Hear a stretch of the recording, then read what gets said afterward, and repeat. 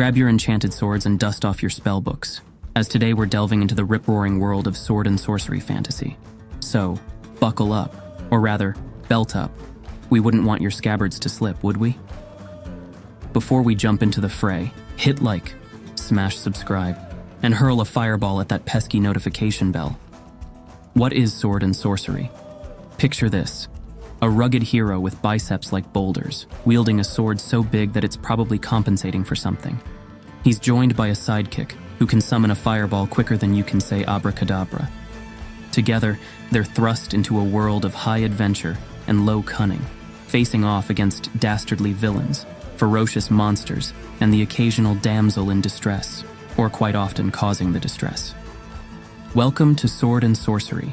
It's a subgenre of fantasy that delightfully mashes up elements of action, adventure, magic, and a pinch of romance if we're lucky.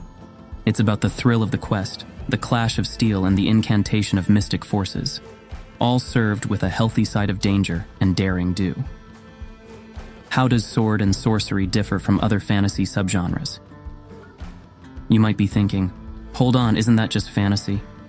Well, not quite. Sword and sorcery is like fantasy's wild and unruly cousin, the one who turns up to the family reunion with a dragon's tooth earring and a cloak made of griffin feathers. While epic fantasy, think J.R.R. Tolkien's Lord of the Rings, often focuses on world-shattering stakes, where the destiny of nations or even the whole world hangs in the balance, sword and sorcery is more intimate. It's about personal quests and small-scale conflicts.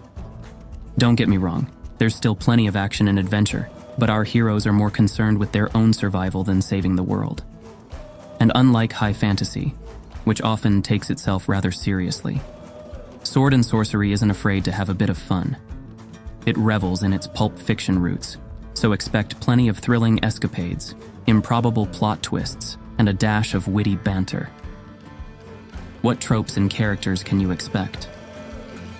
Tropes.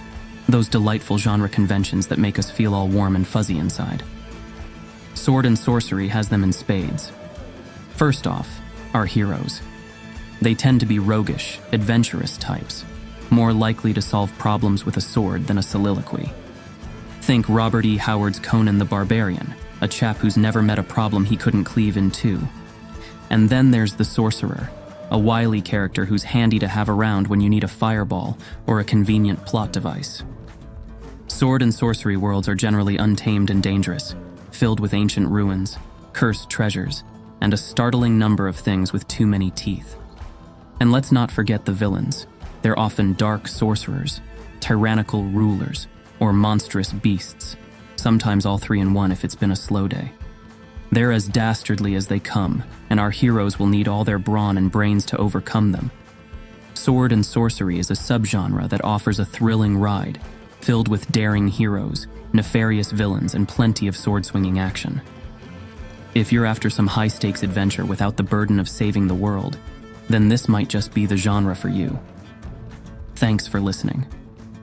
Drop your sword and sorcery recommendations in the comments, and remember to hit like and subscribe so you don't miss out on future videos. Find out more about John Cronshaw and his work at johncronshaw.com.